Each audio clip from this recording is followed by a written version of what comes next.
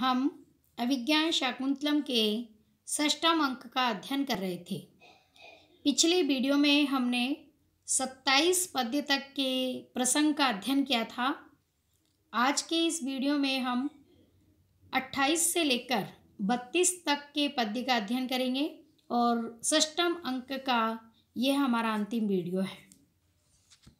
राजा सरोषम कथम कथम माम एव उद्दिश्यति, क्रोधपूर्वक कहते हैं कैसे मुझे लक्ष्य कर रहा है। तिष्ठ कुणपाशन, अरे शवभक्षक राक्षस रुको, तुम इदानीं न भविष्यसि, अब तू नहीं बचेगा, अर्थात मैं तेरा वध कर दूंगा। सारग्राम आरोप्य धनुष चढ़ा कर के वेत्रवती सोपानम मार्गम आदेश्य, सीढ़ियों का मार्ग दिखाओ। प्रतिहारी इतः इतः देव, महाराज इधर से आइए, इधर से आइए। सर्वे सत्वरम उपसर्पन्ति, सभी वेगपूर्वक पास जाते हैं। राजा समन्ताद विलोक्य, चारों ओर देखकर कहते हैं शून्यम खलु इदम, यहाँ तो सब कुछ खाली है, रिक्त है, कुछ भी नहीं दिखाई दे रहा है, कोई भी परिलक्षित नहीं हो रहा है। नेपथ्य से आवाज आती है अविहा अविहा अहम अत्र भवंतम पश्यामि, बचाओ बचाओ, मैं तो यहाँ आपको देख रहा हूँ। तुम माम न पश्यसि, किंतु आप मुझको क्यों नहीं देख पा रहे हो। बिडाल गृहीतो मूषक इव निरासो अस्मि जीविते संव्रत है, बिल्ली के द्वारा पकड़े गए मूषक के समान मैं अब अपने जीवन के विषय में निराश हो गया हूँ। अर्थात जिस प्रकार बिल्ली चूहे को पकड़ लेती है और फिर उसका वध कर देती है, उसी प्रकार विदूषक कहता है कि मुझे तो ये लग रहा है कि अब ये मुझे मार ही डालेगा, अब मेरे जीवन का अंत निश्चित दिखाई दे रहा है। राजा भो तिरस्करिणी गर्वित, हे तिरस्करणी विद्या से गर्वित, हे अदृश्य जीव, मदीयम अस्त्रम त्वाम द्रक्ष्यति, अब तुम्हें मेरा यह अस्त्र देखेगा। एष तमीशुम संधदे, यह अब मैं वाण चढ़ाता हूँ। यो हानिष्यति वद्यम त्वाम रक्षम रक्षिष्यति द्विजम, हंसो ही क्षीरम आदत्ते तन्मिश्रा वर्जयति अपह।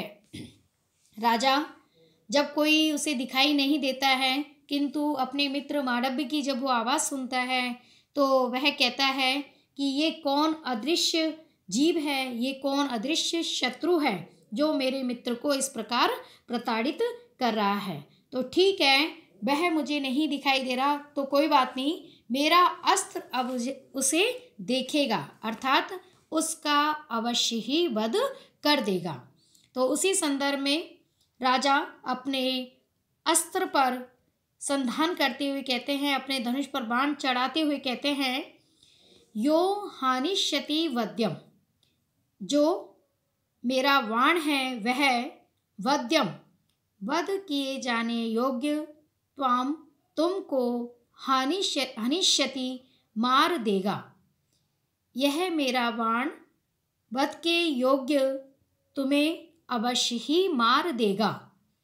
रक्षम द्विजम रक्षिष्यति, और रक्षा के योग्य जो ब्राह्मण है उसकी रक्षा करेगा। ही जिस प्रकार हंस क्षीरम आदत्ते, दूध को ग्रहण कर लेता है, तत् मिश्रा, और उसमें मिले हुए अपह जल को वर्जयति छोड़ देता है। अर्थात ऐसा लोक में प्रसिद्ध है कि हंस दूध में यदि जल मिला हुआ है तो उसमें से दूध को ग्रहण कर लेता है और जल को छोड़ देता है। तो इसी प्रकार हे मायावी, मेरा यह बाण तुम्हें अवश्य ही देख लेगा और वध के योग्य तुम्हारा ये वध कर देगा और मेरे मित्र की अवश्य रक्षा करेगा। इति अस्त्रम संधत्ते, ऐसा कहकर वह बाण चढ़ाता है। ततः प्रविशति विदूषकम उत्सृज्य मातलिः, उसके बाद विदूषक को छोड़कर मातली रंगमंच पे प्रवेश करता है। मातली राजा से कहते हैं, राजन, हे राजन, कृता शरव्यम हरिणा तव असुरः सरासनम तेषु विकृष्यताम इदं प्रसाद सौम्यानि सताम सुहृत जने पतन्ति चक्षुंषि न दारुणः शरः। मातली राजा से कहते हैं कि हे राजन, कृता शरव्यम हरिणा तव असुरः, हरिणः इंद्र ने असुरों को तव शरव्यम कृता तुम्हारे बाणों का लक्ष्य बनाया है। अर्थात आप युद्ध में इंद्र की सहायता करें, क्योंकि इंद्र ने अपने जो शत्रु हैं, जो असुरगण हैं, उनको तुम्हारे बाणों का लक्ष्य बनाया है। इदम सरासनम, इस धनुष्य को, तेषु उन असुरों पर ही विकृष्यताम चढ़ाइए, अर्थात इस धनुष से आप आपके मित्र इंद्र के शत्रु असुरों का ही संहार कीजिए।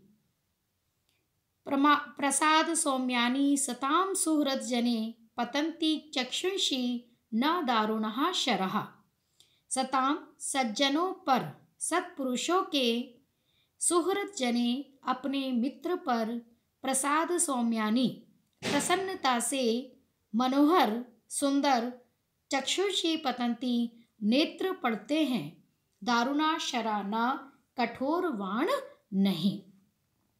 अर्थात कहने का भाव यह है कि मातली जैसे ही राजा अपने धनुष पर बाण चढ़ाने के लिए उद्यत होते हैं, मातली प्रवेश करते हैं और प्रवेश करके कहते हैं कि हे महाराज, देवराज इंद्र का सारथी मैं मातली आपको प्रणाम करता हूँ और देवराज इंद्र ने आपके बाणों का लक्ष्य असुरों को बनाया है। अतः आप अपने इस धनुष को उन शत्रुओं पर चलाइए, अर्थात जो आपके मित्र इंद्र हैं, उनके जो शत्रु हैं असुर, उनका आप इस धनुष से संहार कीजिए, क्योंकि प्रिय जन पर तो सज्जनों के प्रेम पूर्ण दृष्टि ही पड़ती है। अर्थात प्रिय जो जन होते हैं वह अपने मित्रों के प्रति प्रेम पूर्ण व्यवहार करते हैं, स्नेह पूर्ण दृष्टि से देखकर उन्हें प्रसन्न करते हैं, आनंदित होते हैं, न कि उन पर कठोर बाण का प्रहार करते हैं। इसलिए हे राजन, आप अपने इस बाण को अभी रख लीजिए और असुरों पर चलाकर उनका संहार कीजिए। राजा संभ्रमम अस्त्रम उपम अरहन, राजा शीघ्रता से बाण को उतारते हुए कहते हैं, अरे मातली, स्वागतम महेंद्र सारथे, हे देवराज इंद्र के सारथी, तुम्हारा स्वागत है। प्रवेश करके, हे देवराज इंद्र के सारथी, तुम्हारा स्वागत है। फिर प्रवेश करके विदूषक कहता है, अहम येनोष्टि पशुमारं मारिते सो अनेन स्वागतेन अभिनंदते, जिसने मुझे यज्ञ पशु की भांति मारा, हे राजन, आप उसी का स्वागत सत्कार कर रहे हैं, आप उसी का स्वागत कर रहे हैं, अभिनंदन कर रहे हैं।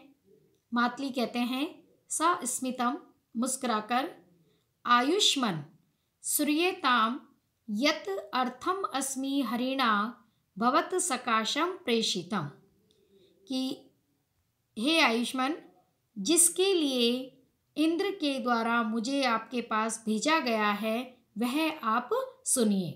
राजा, अवहितो अस्मि, मैं सावधान हूँ, अर्थात मैं ध्यानपूर्वक आपकी बात सुन रहा हूँ। मातली कहते हैं, अस्ति काल नेमि प्रसूति दुर्जयो नाम दानव गणः। काल नेमि के वंशज दुर्जय नामक दानव का एक दल है। राजा कहते हैं, अस्ति श्रुत पूर्वम मया नारदात, मैंने नारद मुनि से उसके बारे में पहले सुना है। मातली कहते हैं, सख्यस्ते स किल शतक्रतोरजये तस्य त्वं रणशिरसि स्मृतो निहंता उच्छेतुं प्रभवति यत् न सप्तसप्ति तत्नेशं तिमिरम अपाकरोति चंद्रः।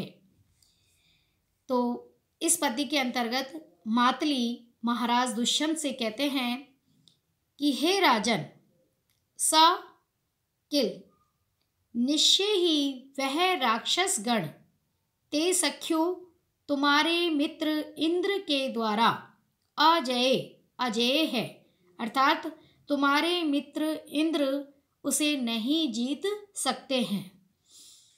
तुम रणशिरसी, इसलिए तुम ही युद्ध की अग्रभूमि में तस्य निहंता स्मृते, उसका हनन करने वाले माने गए हो। अर्थात हे मित्र, वह जो राक्षस गण है, दुर्जय नामक जो दानवों का दल है, वह आपके मित्र इंद्र के द्वारा अजय है, अतः आप ही युद्ध भूमि में उसका विनाश कर सकते हैं, उन शत्रुओं का मर्दन कर सकते हैं। यत सप्तशक्ति, सूर्य जो नेशम तिमिरम, रात्रिकालीन अंधकार को उच्छेतुम, नष्ट करने में न प्रभवती, समर्थ नहीं होता है, तम चंद्र है, उस अंधकार को चंद्रमा ही अपाकरति, नष्ट करता है। अर्थात मातली के कहने का भाव यह है कि हे राजन, एक दानव दल है दुर्जय, कालनेमी वंशज जो दानवों का दल है, वह आपके मित्र इंद्र के द्वारा अजय है, अतः युद्ध के अग्रभूमि में आपके द्वारा ही उसका विनाश करना सुनिश्चित है, आप ही उसके हननकर्ता माने गए हो। जिस प्रकार रात्रिकृत अंधकार को सूर्य नष्ट करने में समर्थ नहीं होता है, चंद्रमा ही उस अंधकार को विनष्ट कर सकता है, उसी प्रकार कालनेमी वंश में उत्पन्न दुर्जय नामक दानवों के दल का विनाश आप ही करने में सक्षम हैं। स भवान आतशस्त्र एव इदानीम इंद्र रथम आरुह्य विजयाय प्रतिष्ठताम, इसलिए अब आप अस्त्र हाथ में लिए हुए इंद्र रथम आरूढ़, इंद्र के रथ पर आरूढ़ होकर विजय के लिए प्रस्थान कीजिए। राजा, अनुग्रहीतो अहम अन्या मगवतः संभावनया, इंद्र के सम्मान से मैं अनुग्रहित हुआ। अथ माडव्यम प्रति भवता किम एवं प्रयुक्तम, किंतु आपने माडव्य के साथ ऐसा व्यवहार क्यों किया? तो मातली कहते हैं, तद अपि कथ्यते, वह भी मैं बतलाता हूँ। किंचित निमित्तात् अपि मनस्संतापात् आयुष्मान मया विक्लवो दृष्टः, मैंने देखा कि आप किसी मनः संताप से बहुत खिन्न से दिखाई दे रहे हैं। पश्चात कोपयुतुम आयुष्मन्तम तथा कृतवान अस्मि, इसलिए आपको क्रोध से युक्त करने के लिए ही मैंने ऐसा व्यवहार किया था। अर्थात जब मैंने देखा आप किसी कारणवश अत्यंत संतप्त व व्याकुल दिखाई दे रहे हैं, कुछ वेदना कुछ संताप से आप युक्त हैं, तो ऐसे में आप में क्रोध उत्पन्न हो, इसलिए मैंने इस प्रकार का व्यवहार किया है। कुतः, क्योंकि ज्वलति चलितेन्द्रियो अग्नि विप्रकृतः पनग्गः फनां कुरुते प्रायः स्वं महिमानं क्षोभात् प्रतिपद्यते हि जनः। अग्नि, आग चलित ईंधन है। लकड़ियों को इधर उधर करने से ज्वलती, जलती है। यानी जब लकड़ियों को थोड़ा हिला दो तो आग और अधिक तेजी से जलने लगती है। विप्रकृते, छेड़ देने पर, पनगः, सर्प, फनाम कुरुते, अपने फण को फैलाता है। क्योंकि प्रायः, सामान्यतः, जनः, प्रत्येक प्राणी, क्षोभाद, क्षुब्ध होने पर, क्षुब्ध किए जाने पर ही स्वं महिमानं प्रतिपद्यते, अपने पराक्रम को प्रकट करते हैं।